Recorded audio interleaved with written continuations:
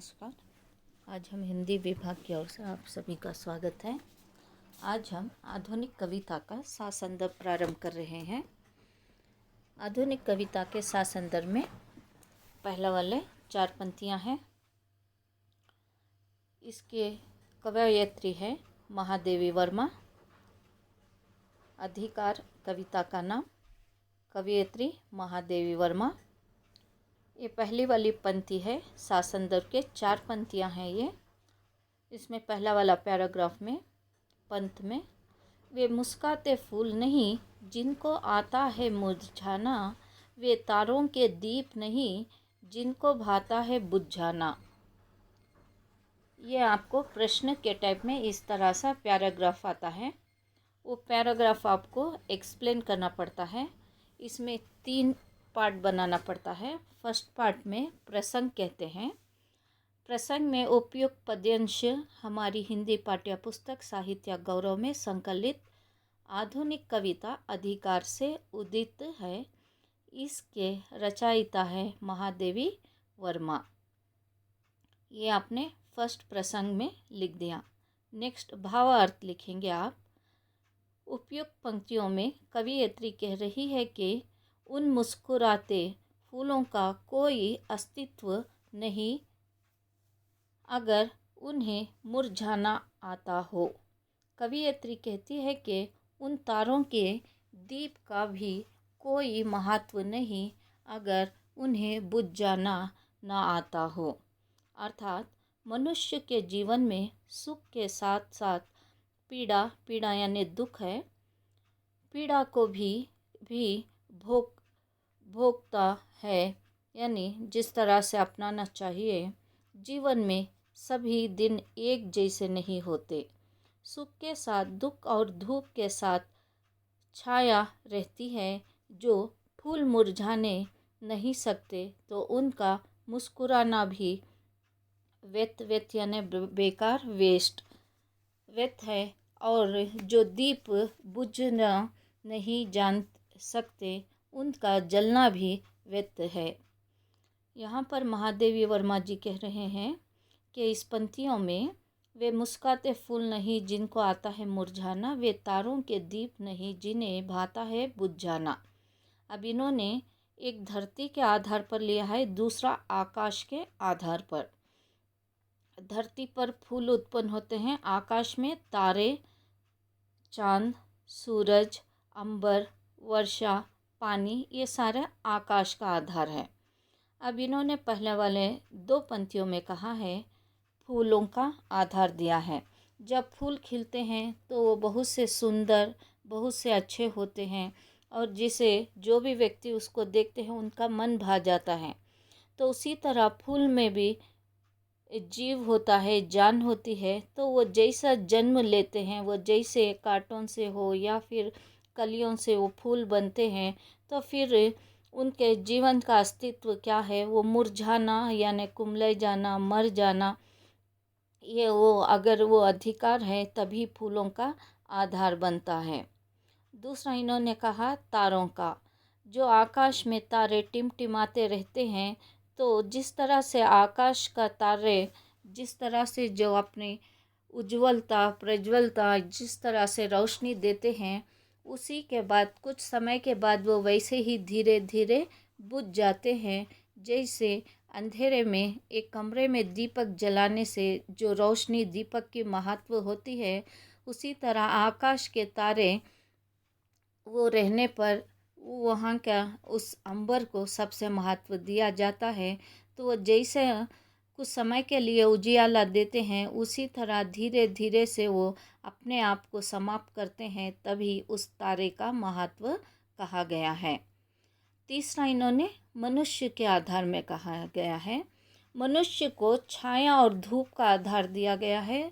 और फिर इन्होंने सुख और दुख का आधार दिया गया है।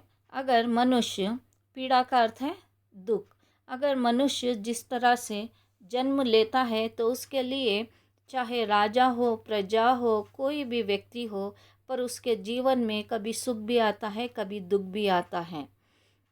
जैसे तरह से कभी सुख में वो भगवान का नाम ले या दुख में भगवान का नाम ले, वो उस व्यक्ति के ऊपर निर्भर होता है।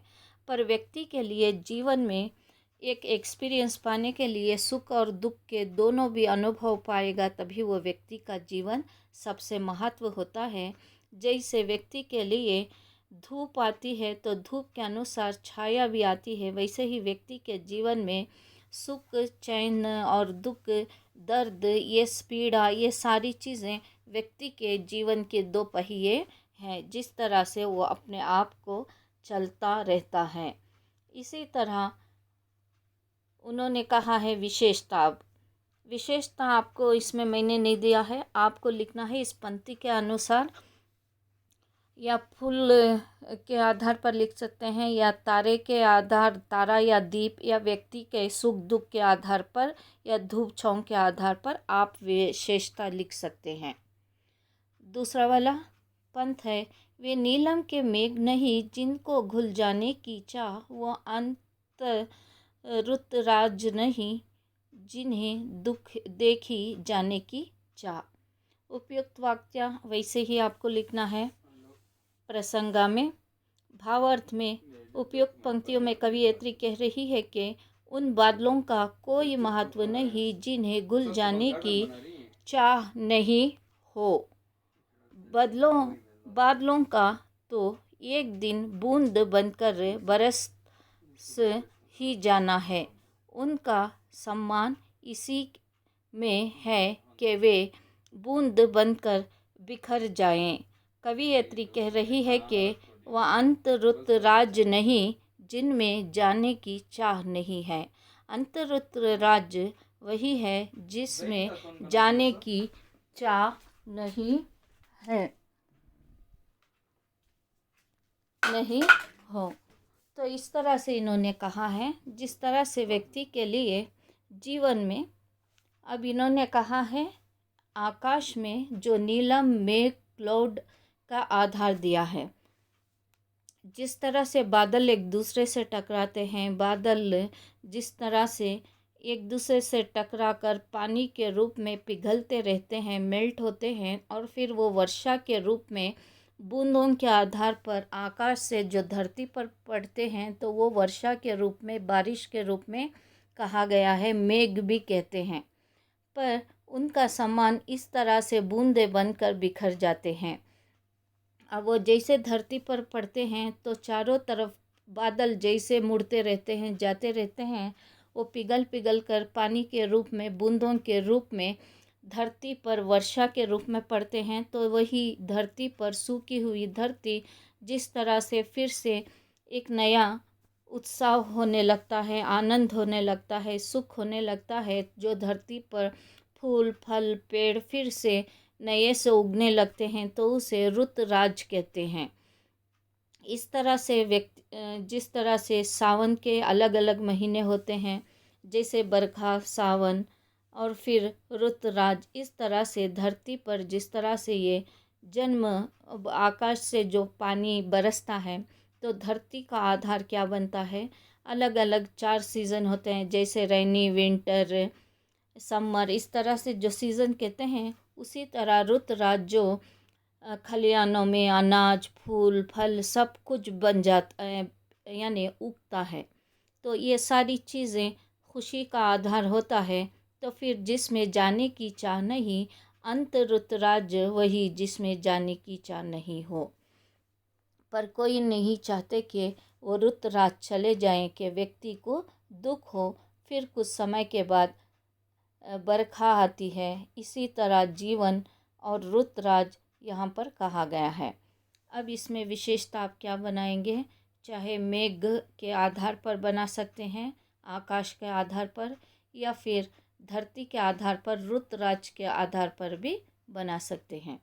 यहाँ को आपके लिए ये कक्षा समाप्त होती है। धन्यवाद।